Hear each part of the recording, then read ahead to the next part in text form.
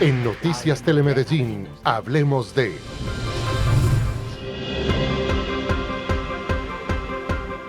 ¿Qué tal? Muy buenas noches, bienvenidos a un capítulo más de Hablemos de. Como cada jueves tenemos aquí una conversación de temas importantes que son noticia en el país y en el mundo. Hoy con un tema económico, saludando a mi compañero de set, Juan Guillermo San Martín. Juan Guillermo, muy buenas noches. ¿Qué tal, Susana? Muy buenas noches, un placer hoy poder acompañarte y a todos los televidentes también en este programa Hablemos de, que hablaremos, Susana, de un tema que desde luego nos compete a todos, macroeconómico, pero que también tiene repercusiones en lo pequeño, y es este tema arancelario de Estados Unidos. Así es, Juan Guillermo, y es que Estados Unidos anunció aranceles para 185 países alrededor del mundo, entre esos está Colombia, también los socios comerciales de Estados Unidos como Japón, Alemania, México, Canadá y China, este último país el más golpeado. Sí, el más golpeado, Susana. Recordemos, ellos ya tenían un antecedente en la primera presidencia de Donald Trump con los inicios de lo que se denomina la guerra comercial entre China y Estados Unidos. Esto empezó con unos aranceles del 20%, posteriormente se añadieron un 34% más, es decir, subieron al 50%, luego al 85%, luego al 125% y ahora ya, Susana, 145% tiene los aranceles China. Así es, Juan Guillermo, incluso ya se viene hablando en los últimos días de una guerra comercial. Esto ha generado pues incertidumbre en muchos países, también ha generado cambios en las bolsas de valores de diferentes países y por supuesto incertidumbre de si esto traerá oportunidades o afectaciones también para la economía mundial. Sí, para muchos esta posición de Donald Trump un poco también con cierto desafío, para algunos inclusive pues es un anuncio, para otros no se sabe si es un hecho concreto como tal, pero sí, Donald Trump parece estar dispuesto a negociar, es lo que ha dicho.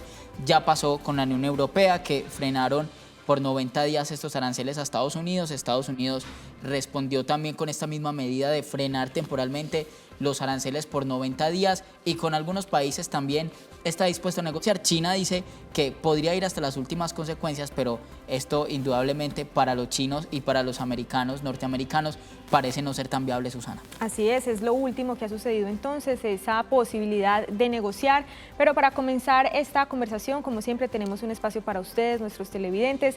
Salimos a las calles, hicimos un sondeo y les preguntamos a ustedes cómo creen que estos aranceles impuestos por Estados Unidos afectarán directamente los productos colombianos que exportamos, especialmente aquellos que salen desde Antioquia.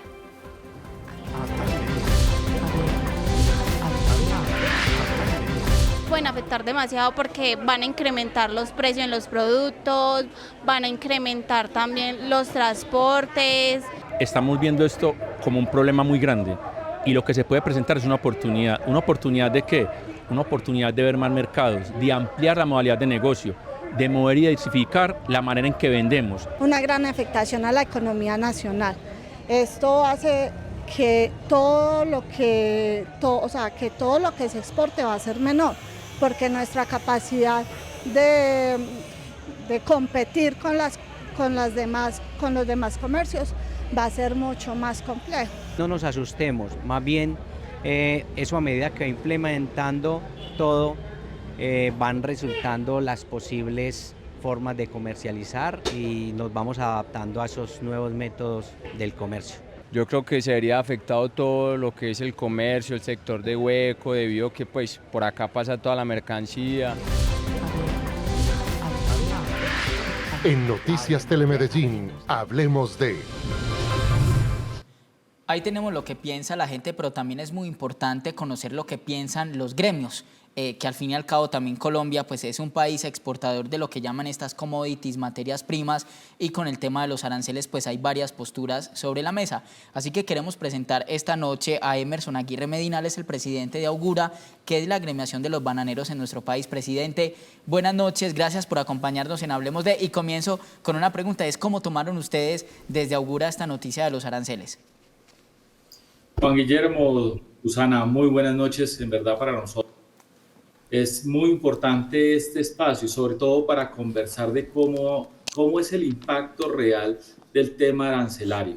Uno, y dos, ¿qué significa el mercado americano para nosotros, el sector bananero? Primero, comencemos por la parte final. ¿Qué significa el mercado americano?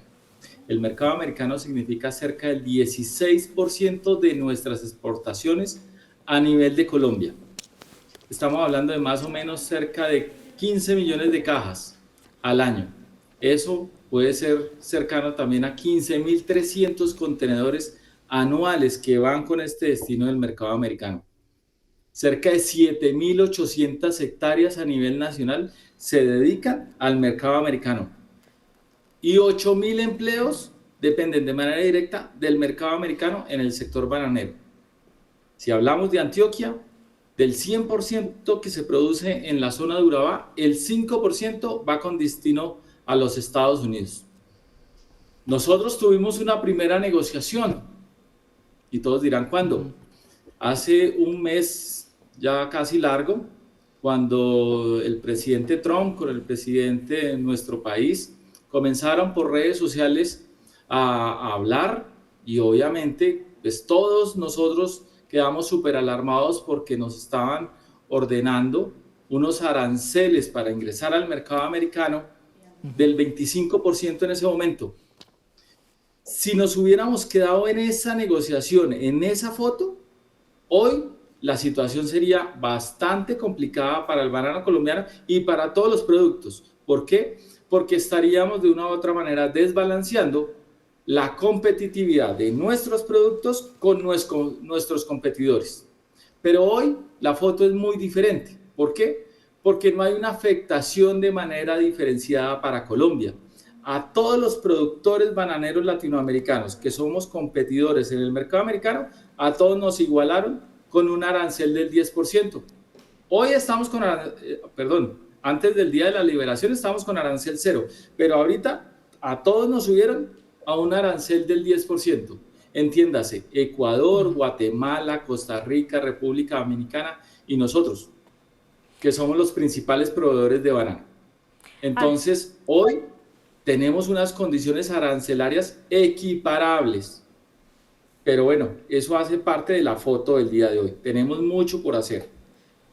Presidente, así es, habla con Susana Lancheros, muy buenas noches, gracias por acompañarnos. Usted ha hablado entonces de una medida pues que cobija a varios países, no directamente contra Colombia, pero explíquenos desde lo básico, ¿qué es un arancel y por qué se toma una medida como esta, un incremento arancelario para estos 185 países? Gracias, Susana, y esas son las mejores preguntas, escuchando ahorita a la población en general, al ciudadano de a pie, porque a veces nos confundimos qué es el arancel y quién paga el arancel. El arancel, en nuestro caso del sector bananero, al todos estar con la misma línea, el arancel lo paga quien importa el producto. Número uno. Pero número dos, también cabe notar, ese arancel que paga el importador usualmente se transfiere al consumidor final. Y es ahí donde nosotros tenemos nuestra primera preocupación. ¿Qué va a pasar con el consumo? Sí, porque obviamente va a haber un aumento de precios. Y no solo en banano, en todo lo que se hace importado en Estados Unidos. ¿Y por qué? Porque no hay un diferencial de precios, o sea, todos tenemos el mismo 10%.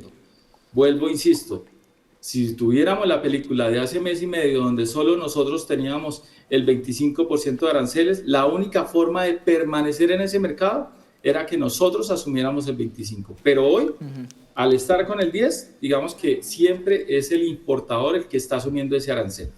Sí, presidente, usted ya nos ha dado varias luces para entender esta dinámica de los aranceles, cómo puede incidir en el mercado mundial, pero quisiéramos saber también cómo afecta directamente a la producción de bananos en el mundo. Vemos, por ejemplo, bueno, ya la Unión Europea tiene unos aranceles del 25%, pero están suspendidos.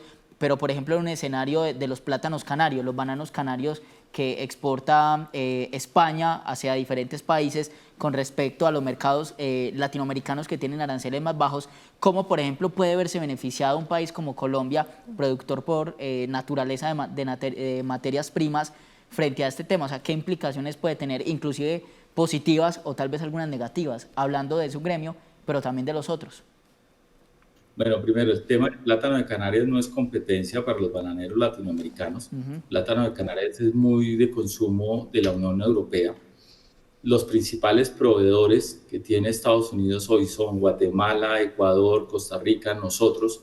Sí, estamos en la misma línea y no tenemos una afectación real hoy por la materia del arancel del 10%. No obstante, insistimos, tenemos que primero evaluar qué va a pasar con el consumo del banano a nivel de la Unión Europea y eso sí realmente qué afectaciones va a tener en los pedidos que haya de parte del mercado americano.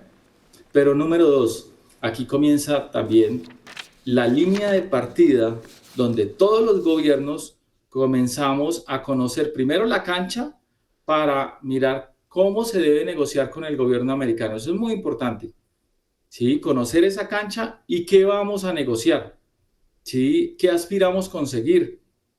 Y es algo que nosotros sí hemos hecho el llamado al gobierno nacional, de activar muy rápido todos los canales diplomáticos y comerciales desde el gobierno, porque esto es de gobierno a gobierno, ¿sí? Para que se inicien esos diálogos y que obviamente sean fructíferos para Colombia. Presidente, usted nos explicaba entonces que es el que importa, el que paga esos aranceles. ¿Cómo se va a ver entonces afectado Estados Unidos? Ya hablaba usted también de la subida en los precios de esos productos. ¿Esto también puede ser una medida contraproducente para el mismo Estados Unidos? Total, porque viene un efecto inflacionario, un impacto en sus precios, ¿sí? Al consumidor final.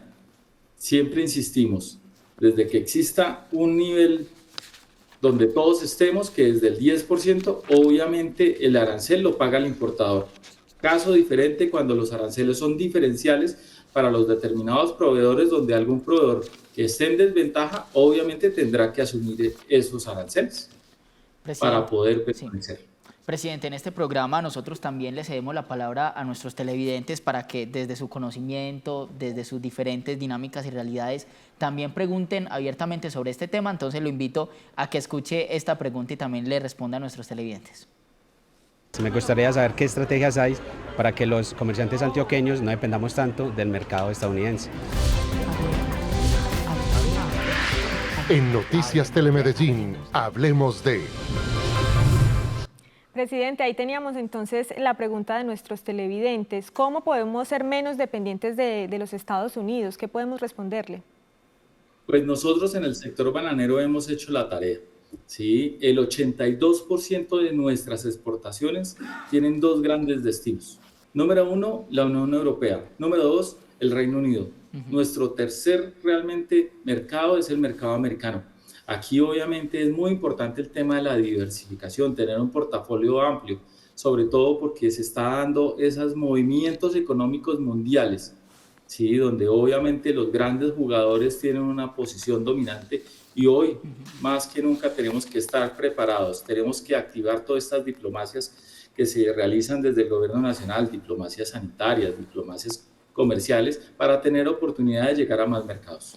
Sí, presidente, usted nos habla, por supuesto, de que el gremio bananero en nuestro país tiene diferentes mercados clave, pero hay otros productos que sí se centran específicamente en Estados Unidos. Por ejemplo, el caso del café. Se habla muchas veces, se rumorea, se comenta de que qué posibilidad hay de hacer de China el principal socio comercial y no Estados Unidos. Ustedes, como gremio, ¿qué opinión tienen con respecto a este comentario? Nosotros en el tema de China, particularmente participamos en una misión comercial con el gobierno hace aproximadamente unos 4 o 5 años, ¿sí? Donde logramos llegar a este mercado. No obstante, también encontramos un tema logístico muy complicado, ¿sí? ¿Por qué complicado? Porque usualmente las rutas navieras te ofrecen un tránsito de 32, 35 días y cuando vamos a la realidad estamos superando los 45 días. Entonces el tema logístico hoy es un reto para llegar a China en productos de alto volumen como el sector bananero.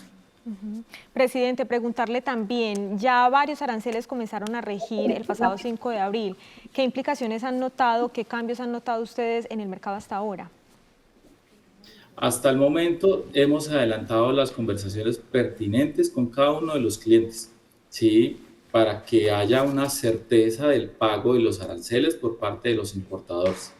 Al igual, hemos hecho reuniones con nuestros colegas latinoamericanos, con la fuerza de tarea conjunta que tenemos a nivel de bananeros latinoamericanos, nuestros colegas de Guatemala, Costa Rica, Ecuador, para tener supremamente claro esas nuevas condiciones y sobre todo que se respeten en materia contractual. Bueno, presidente, vamos a hacer una pausa porque vamos a revisar algunas cifras, algunos datos aquí en nuestro video wall respecto a esos tipos de aranceles y los países pues, que se están viendo afectados con esta medida. Juan Guillermo San Martín, usted tiene la información. Sí, Susana, presidente, vale la pena revisar ese paquete de medidas arancelarias que anunció el presidente de Estados Unidos, Donald Trump, la semana pasada, el pasado 2 de abril, como si se tratara de una tabla que él inclusive imprimió de manera física para contar uno a uno cuáles eran esas medidas arancelarias para cada país. Vamos a revisar a grosso modo cómo quedó entonces este tema de los paquetes de las medidas de aranceles para cada país. Vamos a revisar primero los países que recibieron la mayor carga impositiva, los mayores impuestos, los mayores aranceles. En total fueron 185 países y los que más sufrieron este efecto fueron los países del sudeste asiático y los países africanos. Lesoto, que es un país que está dentro del territorio de Sudáfrica, pero que es un territorio independiente, tiene los aranceles más altos, 50%. Luego le siguen estos países del sudeste asiático, Camboya 49%, Laos con un 48%, Madagascar con un 47%, Vietnam con un 46% y Birmania con un 45%. Vamos a ver cómo quedaron los aranceles para la Unión Europea y para América Latina. Vale primero aclarar que a la Unión Europea se hizo una especie de congelamiento parcial de estos aranceles, tanto de los aranceles de Estados Unidos como de la respuesta de la Unión Europea de aranceles hacia el país norteamericano. Primero, todos los países que hacen parte del bloque europeo de la Comisión Europea, como España, Italia, Alemania, Francia, Portugal, entre otros, Suecia, Dinamarca, recibieron una carga de aranceles del 20%. Resalto a Italia porque los socios políticos de Donald Trump no se salvaron de estos aranceles. En el caso de Italia, Giorgia Meloni, una persona muy cercana a Donald Trump, tampoco se salvó de estos aranceles. Suiza, que no hace parte de la Unión Europea, recibió unos aranceles un poco más altos, 31%, y el Reino Unido, que tampoco hace parte de la Unión Europea como bloque, en este caso recibió unos aranceles más bajos del 10%, al igual que todos los países de la región latinoamericana, Colombia, Brasil, Argentina, y resalto estos dos últimos países, Argentina y El Salvador, porque también son socios políticos cercanos políticamente a Donald Trump, en el caso de Argentina con el presidente Milei y en el caso de El Salvador con el presidente Bukele, cercanos a Trump, pero tampoco se salvaron de los aranceles. Veamos los otros países, cómo quedó configurado el tema de los aranceles para los principales socios comerciales de Estados Unidos, que son estos 5 que vemos acá. China, con unos aranceles del 54%, han incrementado esta semana. Primero tenían aranceles del 20%, luego le incrementaron un 34% en este paquete de aranceles, quedó en un 54%, luego le incrementaron a un 85%, luego a 125% y ahora tiene aranceles de 145%. O sea, de lejos, China es el país que tiene mayores aranceles. Canadá con un 25% y México ya lo habían anunciado antes inclusive de este paquete de aranceles. Ya Trump había impuesto esos aranceles a sus principales socios y vecinos, Canadá y México. Alemania, su principal socio en Europa, aranceles del 25%, y Japón, su principal socio en Asia después de China, aranceles del 25%. Acá hay algo muy particular y es que a sus países opositores no les puso aranceles tan altos. Llamamos opositores con diferentes corrientes políticas. Rusia, por ejemplo, 10% de aranceles, Corea del Norte, 10% de aranceles, y Cuba, por ejemplo, que ha tenido muchas diferencias históricas con Estados Unidos y también en este momento con Donald Trump, aranceles solamente del 10%. Juan Guillermo, muchas gracias. A propósito de estas cifras, yo quisiera que le hagamos una pregunta también al presidente de Augura, que nos acompaña en vivo. Presidente, ¿por qué estas diferencias en el número de aranceles o en el porcentaje de los aranceles y por qué esos países opositores tienen un arancel, digamos, tan bajito o igual al resto, solamente del 10%? Por ejemplo, Rusia, Corea del Norte, Cuba. Susana, eso es interesante. ¿Por qué? Porque el análisis, sobre todo lo que ha presentado el USTR en Estados Unidos, va muy enfocado a que estos países tienen adicional del 10% arancelario que se menciona, ¿sí? Tienen unas restricciones comerciales superiores. Entonces, lo que indican es que sumándole este arancel del 10%, de una u otra manera, mantienen obviamente toda esa restricción de manera superior.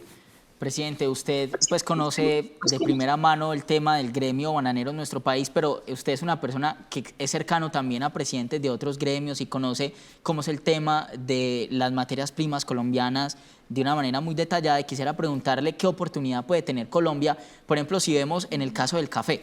Vemos que le ponen unos impuestos muy altos a Vietnam, al sudeste asiático, a otros países africanos que también, como Etiopía, por ejemplo, que también son competencia de Colombia en el tema del café.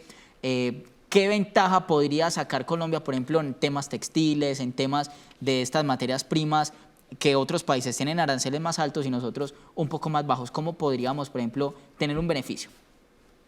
Juan, hay dos productos que hoy tienen unas oportunidades súper interesantes para el mercado americano, ¿sí? Entendiendo la desigualdad de los aranceles que se dieron a países competidores. Uno, café, indudablemente. Y dos, aceite de palma. ¿Sí? Esos dos productos hoy tienen unas oportunidades muy grandes de posicionarse de mejor manera en Estados Unidos. Presidente, ¿y cómo capitalizarlo? Por ejemplo, esa ventaja que podríamos tener.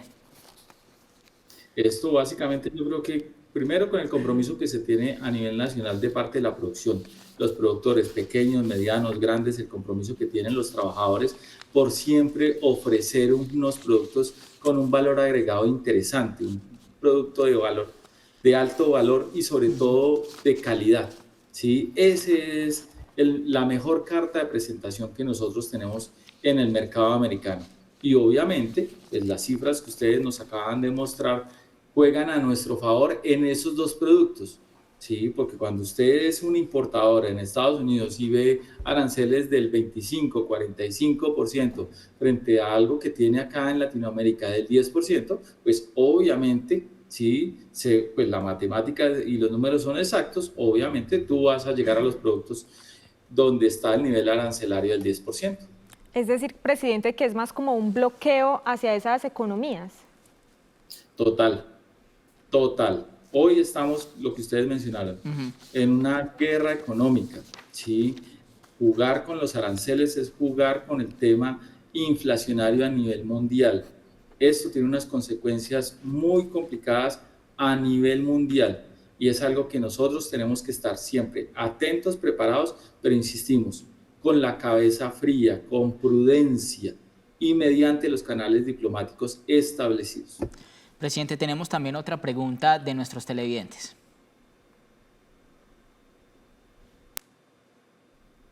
A mí me gustaría saber qué papel juega la gobernación de Antioquia en esta situación.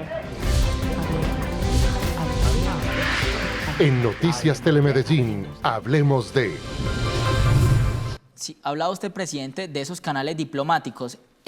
Cuando tuvieron este intercambio de trinos el presidente Donald Trump y el presidente de Colombia, Gustavo Petro, vimos que Antioquia, especialmente la gobernación, la alcaldía distrital, salieron a mirar qué vías diplomáticas ellos podían tener para que esto, digamos, no fuera a afectar tanto a nuestro departamento y en general a nuestro país.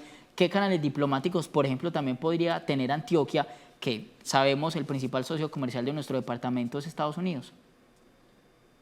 Número uno, el suministro de cifras desde el punto de vista técnico al gobierno nacional del por qué la importancia del mercado americano para el departamento de Antioquia. Número dos, y siempre lo ha hecho tanto la gobernación como la alcaldía, son los primeros promotores del desarrollo y los promotores de comercio de todos nuestros productos.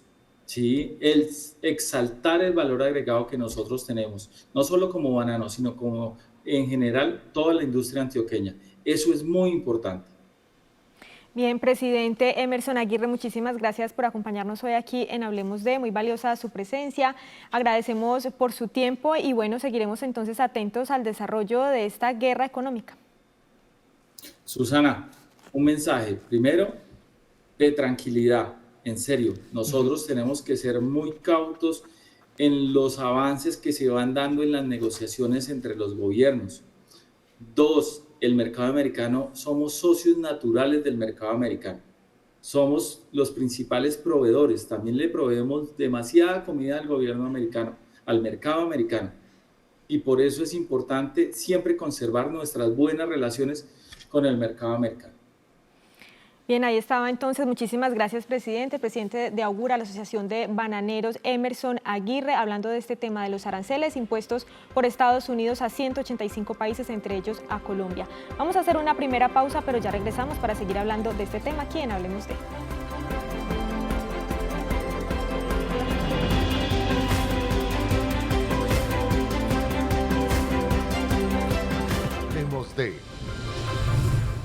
Hablemos de.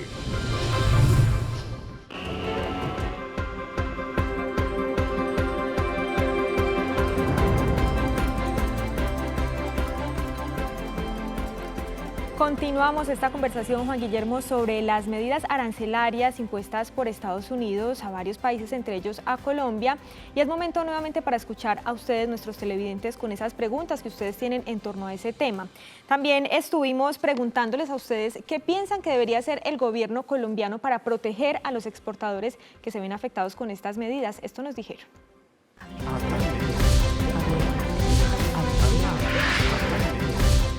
Yo no creo que el gobierno tenga más soluciones, o yo aquí simplemente no las veo. ¿Por qué? Porque los importadores, todas las empresas que importan, tienen muchísimas ventajas sobre las empresas nacionales. En mi concepto, el gobierno tiene que permitir que el pequeño productor tenga más oportunidades, y los agricultores, los pequeños productores, las pequeñas y medianas empresas como estas deben tener una posibilidad mejor en el tema tributario. ¿Para qué? Para no tener que competir en mercados globales tan grandes como el de Estados Unidos. El gobierno podía ayudar más que todo como en la parte de dar beneficios, de ayudarlos, de darle descuentos, como promociones. Debería haber como un subsidio o algo, una reducción de impuestos, algo que nos ayude, porque realmente se está viendo afectado todo el comercio debido a esa alza, digámoslo así, de impuestos. A medida que implementen las medidas, van también implementando el modo operando del comercio y van surgiendo nuevas formas de trabajar y de comercializar. En Noticias Telemedellín, hablemos de.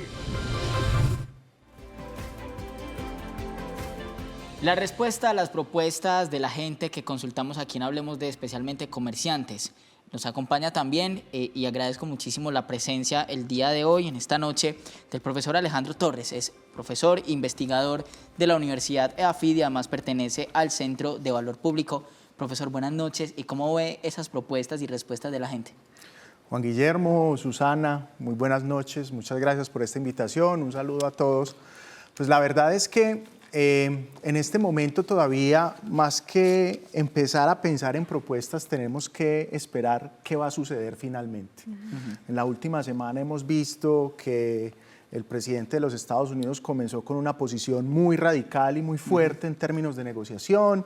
Todos van a tener unos aranceles del 10% y con los que más déficit comercial tenemos vamos a poner un arancel incluso mucho más fuerte, pero esa posición ha venido cambiando.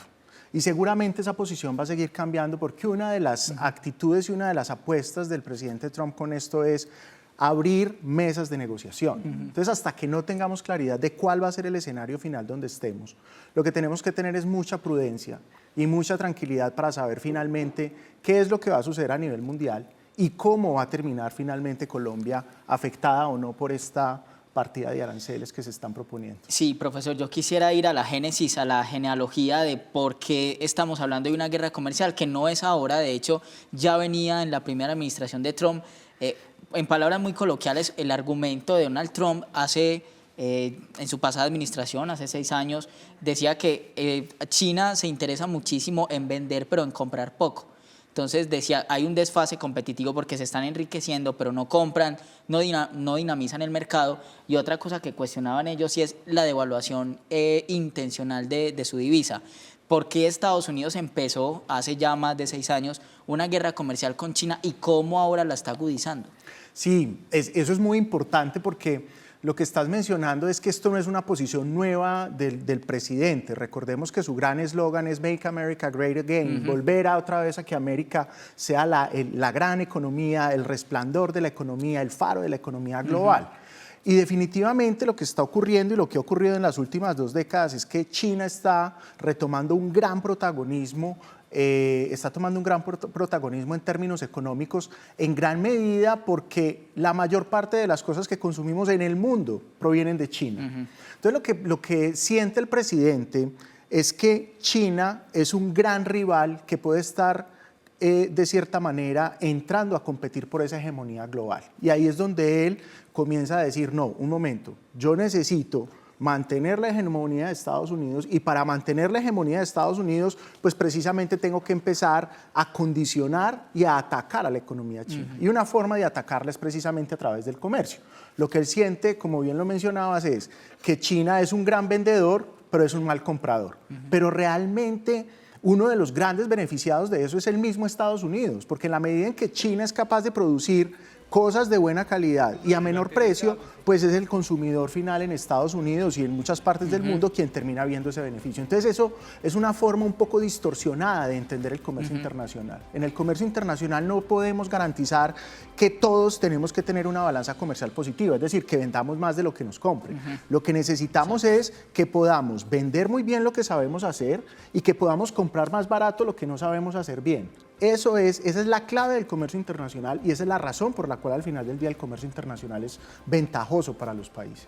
Profesor, usted nos dice que pues todavía hay que esperar, ¿cierto?, a ver finalmente qué sucede, ya se está hablando de negociaciones y hemos visto que esa es una de las maneras de Donald Trump de actuar, de presionar mucho y luego llegar a esas negociaciones.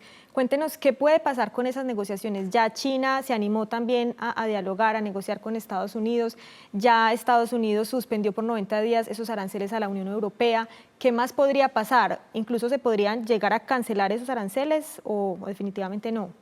Pues mira, yo creo que retomando nuevamente, es muy complejo tratar de entender al presidente Trump, pero yo creo que hay dos cosas importantes que hay que tener en cuenta para poder analizar qué es lo que se viene a futuro. Lo primero es que el presidente Trump es un presidente que siente que Estados Unidos está perdiendo su lugar en el mundo y que le entrega mucho al mundo.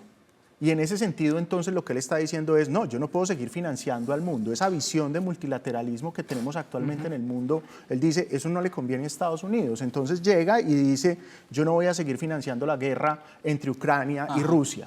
O lo que pasó, por ejemplo, con USAID, con USAID. Exactamente, después llega y dice, yo no voy a seguir financiando cooperación internacional para los países pobres, que ellos miren cómo van a financiar. Entonces, básicamente cortó todo lo que era cooperación internacional a través de la agencia de USAID. Después llegó y dijo, yo no voy a seguir financiando la seguridad de Europa, entonces me voy a retirar de la OTAN. Entonces, lo que es claro es que para el presidente de Estados Unidos, el multilateralismo no es una buena medida, no le gusta el multilateralismo. Sin embargo, Estados Unidos es quien es en términos globales y en términos diplomáticos por esa gran capacidad de ser multilateral. Entonces eso no lo va a perder, pero, y esta es la segunda característica, el presidente Trump es un hombre de negocios y lo que quiere es sentar a las distintas partes a la mesa.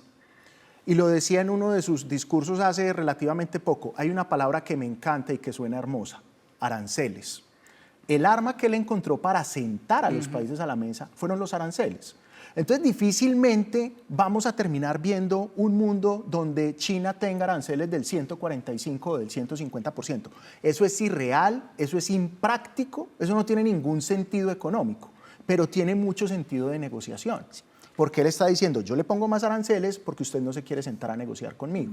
Pero como China es un país que tiene la misma capacidad económica, entonces dice, perfecto, entonces yo pongo el arancel. Entonces lo que seguramente vamos a ver es que en la mesa va a haber una negociación muy fuerte entre Estados Unidos y China y que los otros países, como puede ser Colombia, lo que debemos es esperar qué va a resultar de esa negociación. Probablemente hayan algunos aranceles, probablemente se puedan desmontar algunos. Colombia tiene un tratado de libre comercio con Estados Unidos y lo que deberíamos buscar es que esa palabra se honre, porque un tratado comercial al final del día es una palabra de honor, un contrato donde vamos a decir que no hay aranceles, pero definitivamente no vamos a ver un mundo donde vamos a tener aranceles del 150% ni de China a Estados Unidos ni viceversa.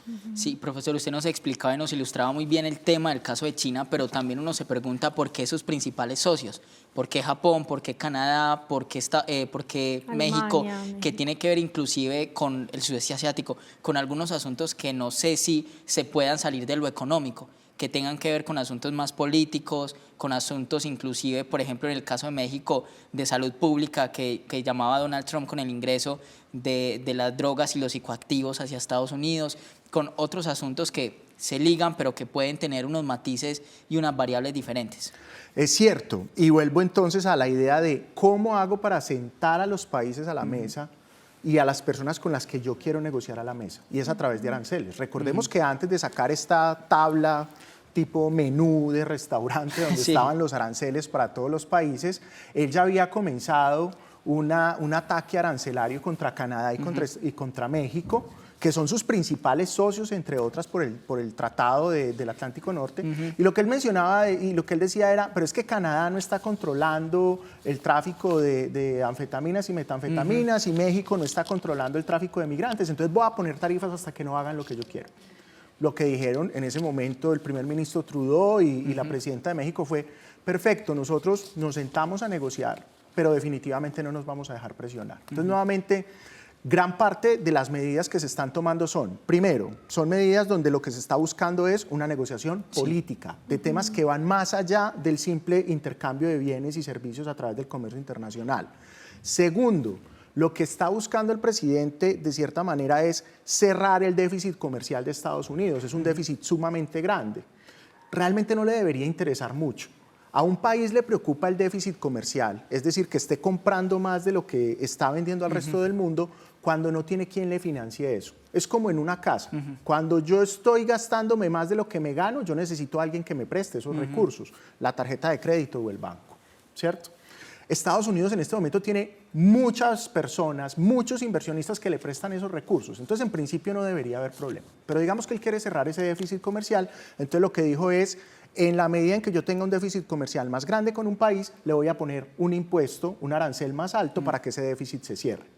Pero es una combinación de todo esto, es una combinación de una guerra un poco psicológica, de mostrar que nuevamente él es el que lleva las riendas del mundo, un asunto un poco político para tratar de poner en agenda y en negociación algunos de los temas que a él le interesan, narcotráfico, migración, entre otras, y un asunto económico donde lo que busca es balancear un poco más el déficit comercial y el intercambio comercial de Estados Unidos.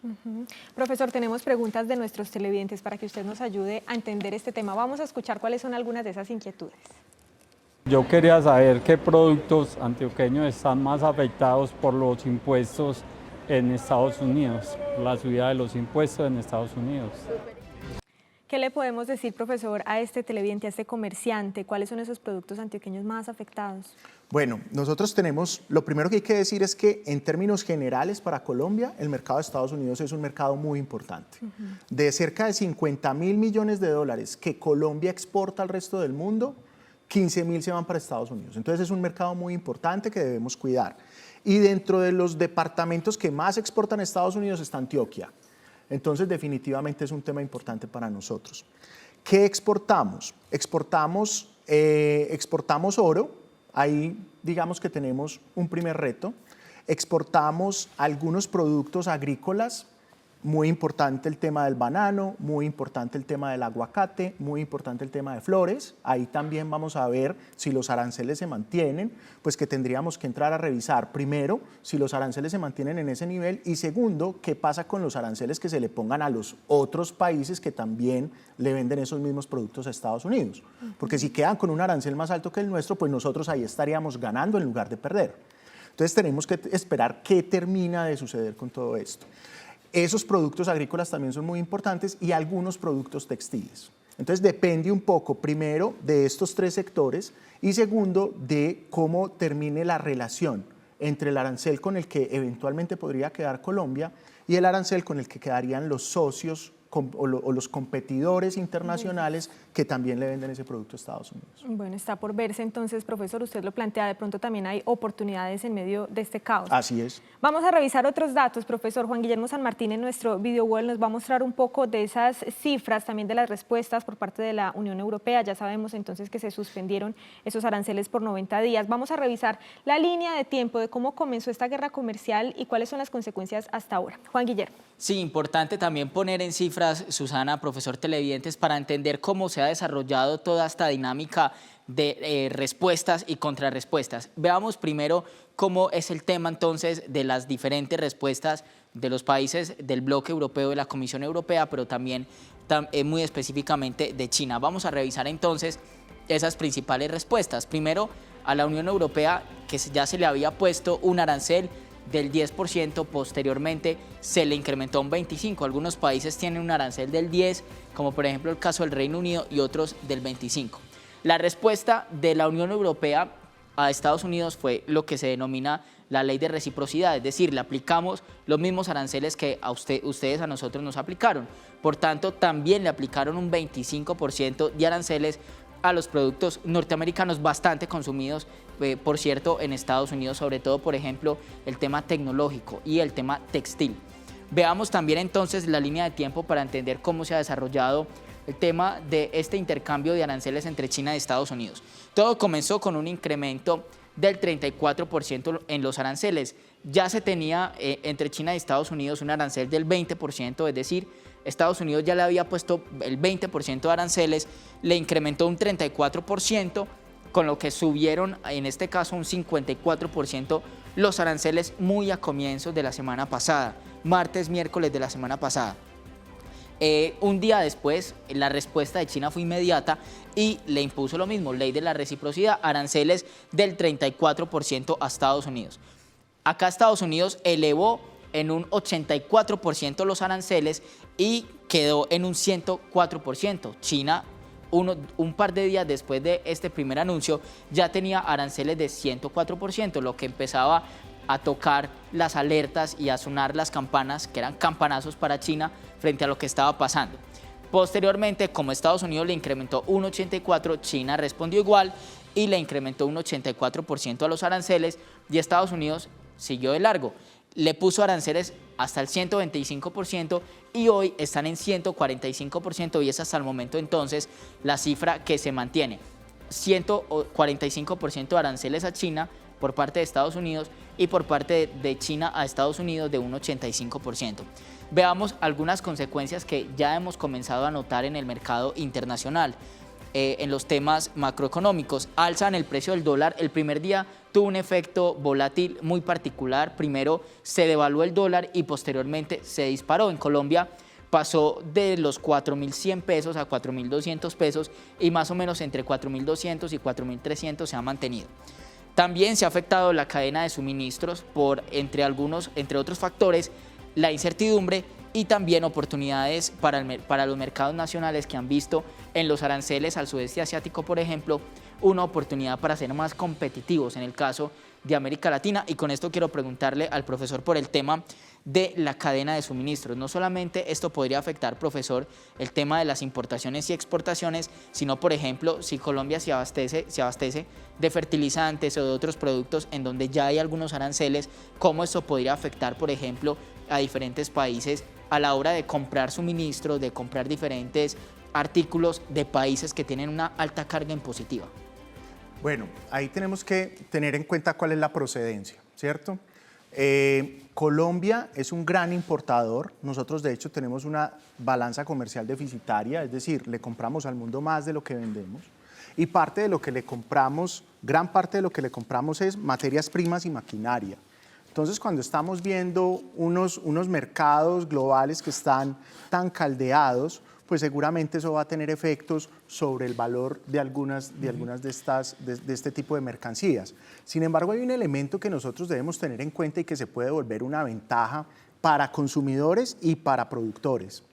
Y es que probablemente, si el mercado de Estados Unidos se resiente, los países asiáticos van a tener que empezar a buscar mercados alternativos, mercados satélites, y dentro de esas oportunidades van a encontrar América Latina. ¿Eso qué quiere decir? Que parte de la producción que se le vende a Estados Unidos ya no la van a vender allá, sino que van a venir a venderla a América Latina, y eso podría terminar siendo favorable porque podríamos tener electrodomésticos, maquinaria y materias primas relativamente más baratas de lo que tenemos actualmente. Claro, eso es una ventaja siempre y cuando sea algo que no estemos produciendo nosotros. Si lo estamos produciendo nosotros, lo que quiere decir es que nuestros productores pues estarían enfrentando una mayor competencia a nivel internacional. Profesor, otro punto que nos mencionaba aquí en los gráficos Juan Guillermo San Martín era el alza en el precio del dólar. Hemos visto que ha venido cambiando su valor en los últimos días y parece que China quisiera empezar a devaluar intencionalmente su moneda, el yuan. ¿Qué podríamos decir? ¿Esto cómo funciona? ¿Por qué se hace? ¿Y qué reacción podría tener Estados Unidos frente a algo como esto? Sí, una de las críticas que se le ha hecho a China y que la ha hecho el presidente Trump y muchos otros países realmente, y lo han denunciado frente a la Organización Mundial del Comercio, es que China mantiene su moneda artificialmente devaluada. ¿Eso qué quiere decir? Que mantiene un yuan muy barato. Que su moneda sea muy barata quiere decir que los bienes de ellos se vuelven relativamente más baratos para comprarlos en el resto del mundo. Entonces, si yo tengo el yuan muy devaluado, mis productos en otras monedas van a ser mucho más baratos. Eso es lo que nosotros llamamos competitividad vía tasa de cambio. ¿Qué es lo que dice el gobierno de Estados Unidos? Venga, tienen que quitar esa competitividad artificial y realmente el yuan tiene que estar al valor que refleje la competitividad de China. Para Estados Unidos no es tan fácil devaluar la moneda por una razón muy sencilla, es la moneda global. Es la moneda global y es la moneda de reserva. Todos hacemos transacciones con dólares cuando estamos en los mercados internacionales. Exacto. Entonces todos queremos dólares de cierta manera. Incluso en épocas de crisis, lo que termina ocurriendo muchas veces es que los inversionistas migran al dólar. Entonces China puede hacer eso, no le queda tan fácil para Estados Unidos y eso es precisamente lo que estamos viendo ahora cuando ya nos vamos hacia el peso. ¿Qué es lo que hemos visto con el peso colombiano? Que el peso colombiano se está devaluando.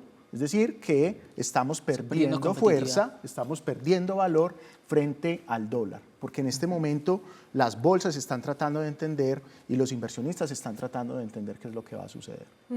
Bien, profesor, vamos a hacer una pequeña pausa, pero ya regresamos con usted para seguir este diálogo. Estamos hablando de esas medidas arancelarias impuestas en los últimos días por Estados Unidos. Ya volvemos.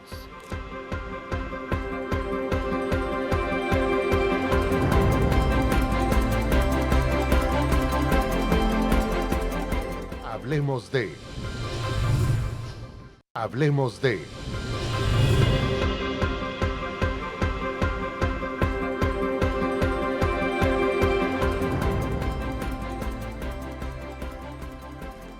Profesor, otro tema que también nos interesa conocer es, bueno, ya sabemos que hay unos aranceles altísimos a China que por ahora no sabemos si serán efectivos o no, pero ¿qué pasaría, por ejemplo, si una empresa china maquila, fabrica, confecciona, hace su producto terminado en Colombia, estaría libre de esos aranceles a China y podría exportar como si fuera un producto colombiano, por ejemplo, Anglo-Gol Ashanti?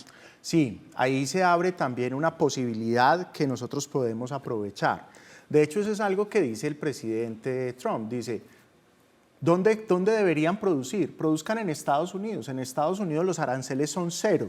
Entonces, de cierta manera, lo que él quiere es que haya una relocalización de la producción y que se mueva de Asia hacia Estados Unidos. Obviamente, toda la producción no se puede ir a Estados Unidos, pero pueden aparecer procesos de modificación de dónde se está produciendo. Por ejemplo, empresas chinas ya se estuvieron moviendo durante mucho tiempo hacia México con el fin de aprovechar el Tratado de Libre Comercio que tiene México con Estados Unidos. Entonces muevo mi planta de producción, eso es lo que llamamos técnicamente nearshoring, que es como acortar las cadenas de producción y además de eso me ahorro lo que pueden ser aranceles adicionales.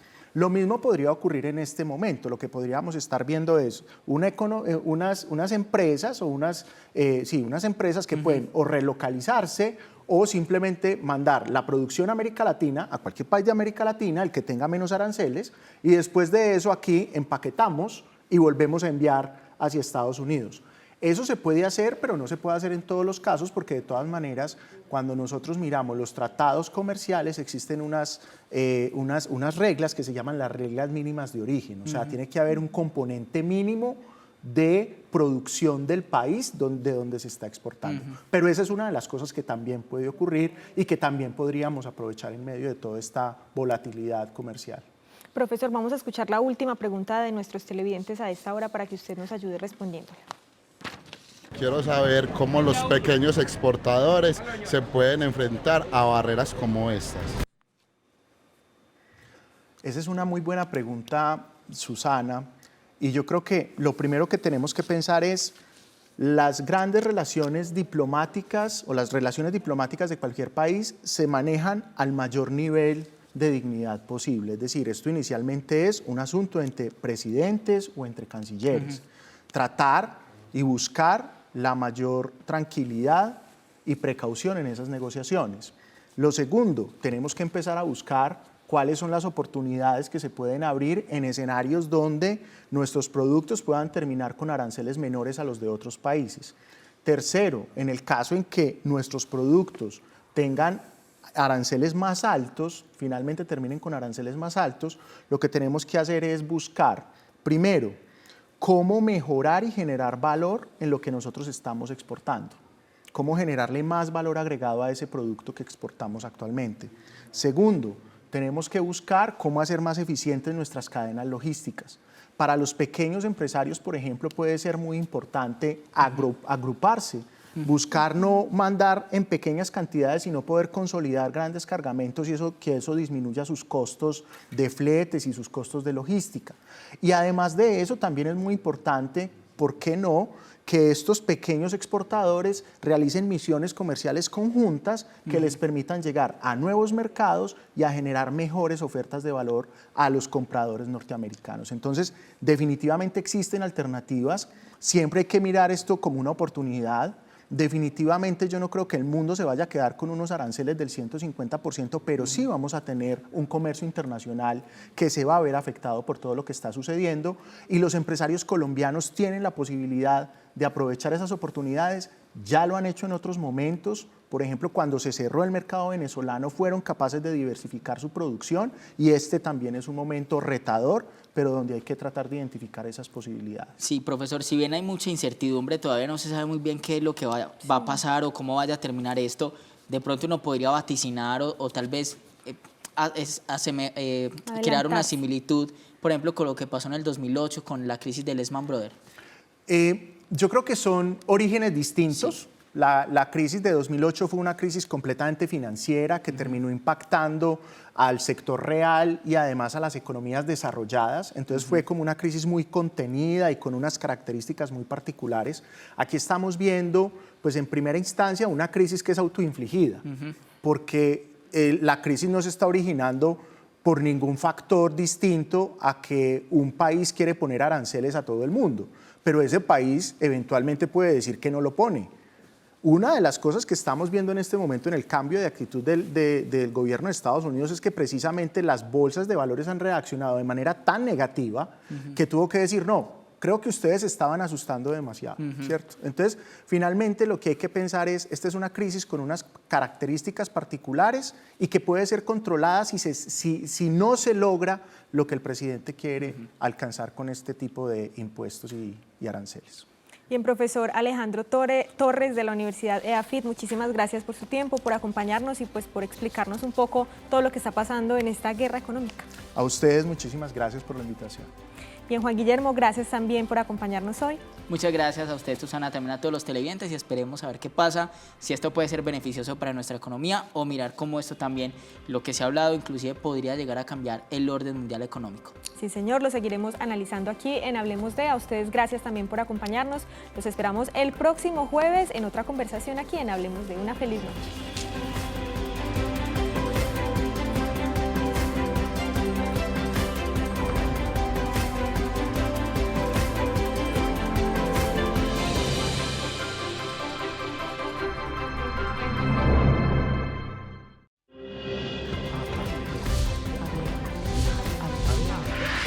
En Noticias Telemedellín, Hablemos de.